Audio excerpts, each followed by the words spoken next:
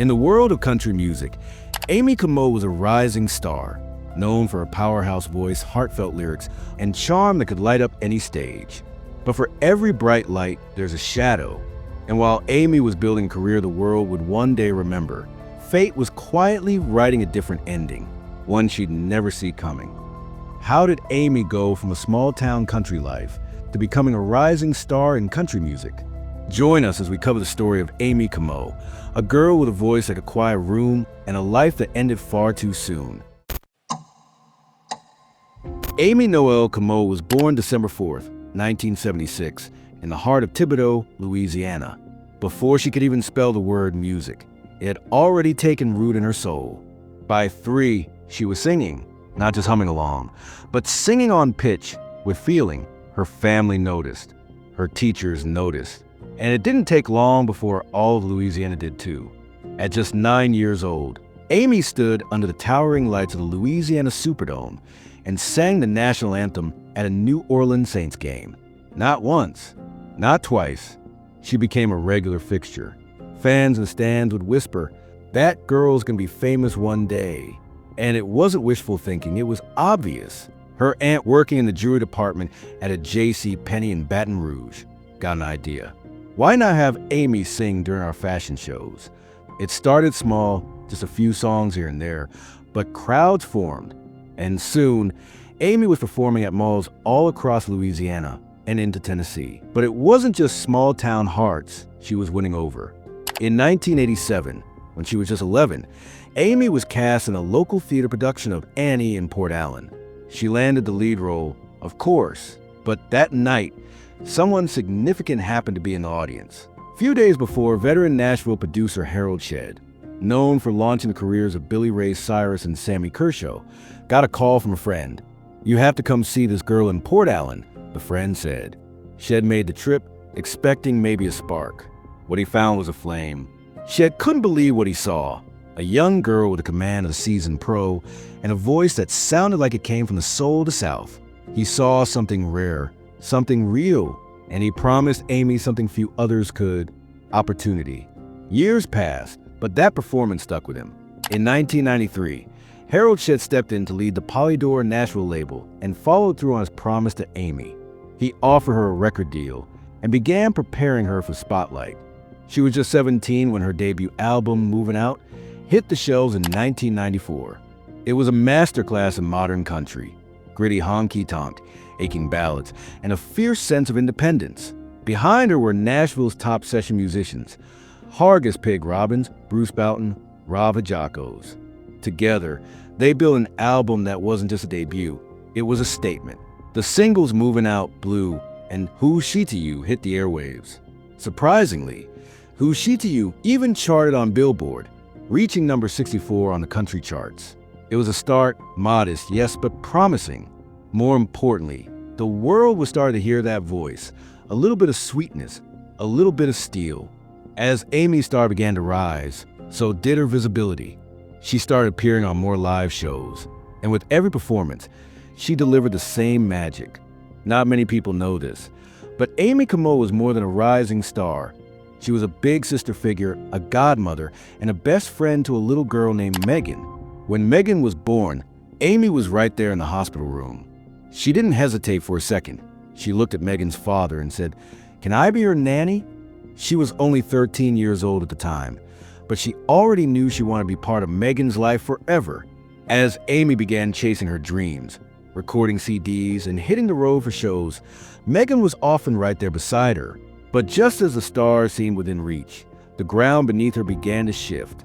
Polydor struggled to position her. In an industry increasingly chasing pop crossovers, they didn't quite know what to do with a teenage girl singing songs steeped in classic country heartbreak. And just like that, the label dropped her, quietly, without warning. No press release, no explanation. Once the record label folded, Amie stood at a crossroads. She thought about walking away, maybe going back to school, maybe chasing something simpler. But deep down, she knew the stage was where she belonged.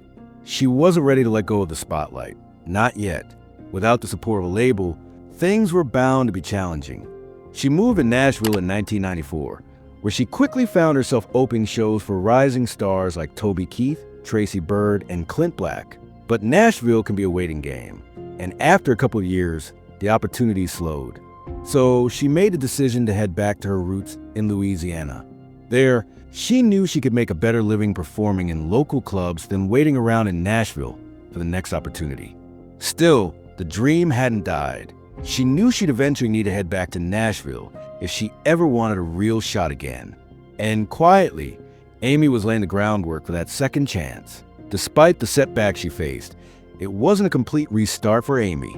Her fan base continued to grow, and her fan club remained active and supportive. The tour she did in Europe previously got so much attention. She started getting a lot of letters from Europe.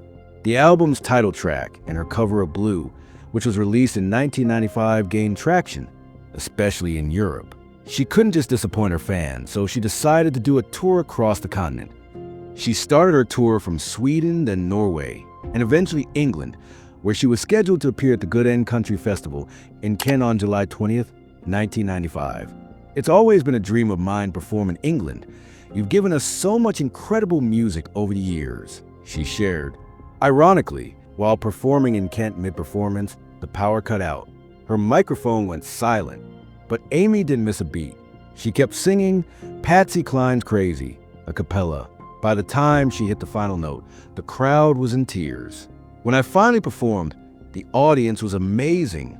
Many were singing along, and it was clear they knew the songs. That meant a lot to me, she said during her interview. That moment in Kent was the boost Amie needed. It reminded her why she fell in love with music in the first place. When she came back home, Amie started working with the publishing company Almo Irving. But this time, she wasn't just a singer. She was becoming a songwriter too. She began writing songs that felt real, honest, grown-up. They weren't just catchy, they meant something. Amie co-wrote 19 new tracks for what was meant to be her second album. And slowly, Nashville started noticing her again. The crowds were getting bigger. Her confidence was growing. At just 21 years old, it finally felt like everything was falling into place. However, destiny had something else written in its book. On December 21st, 1997, just weeks after her 21st birthday, Amie was driving home from a family Christmas gathering in Alabama. Her grandmother and godchild Megan were in the car with her. It was raining hard. The roads were slick. Visibility was low. As Amie tried past another car, her car lost control. The tire slipped on the wet road, and before Amie could react, the vehicle skidded and slammed into a tree. In the chaos, Amie's grandmother flew back in her seat, and Megan sustained a leg injury. People nearby rushed to help and called 911. Amie and her grandmother were rushed to the hospital.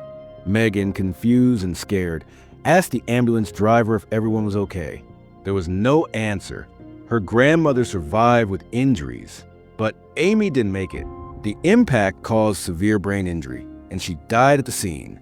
Her family, heartbroken by the sudden tragedy, chose not to pursue a deeper investigation. They simply wanted peace. Amie was laid to rest at Grace Memorial Park Cemetery in Plaquemine, Louisiana.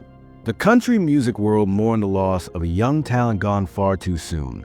Fans wrote letters. Radio stations played her songs in tribute. And in Brussels, the girl who once sang at fashion shows and football games was now remembered as a hometown legend. But her voice wasn't done yet. Just 3 months after her passing, a posthumous album titled A Very Special Angel was released. Amie had co-written several of the songs herself. It was re-released shortly after due to a packaging issue, but the message stayed the same. Her spirit lived on through music. Years later, in 2007, another posthumous album, Memories Left Behind, was released, this time dedicated to her mother, who had passed a year before.